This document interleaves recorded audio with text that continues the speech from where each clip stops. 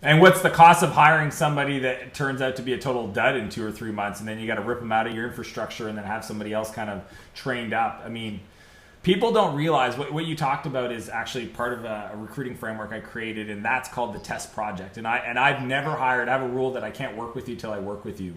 And it's a 10-hour project. And like you did, it's the same project for the different candidates for a role, because I want to see all the stuff you mentioned. How did they collaborate with me? How did they communicate? What was the work product for the same role? See, people make the mistake of giving test projects, but they're different for each candidate. And then that way you have nothing to compare side by side.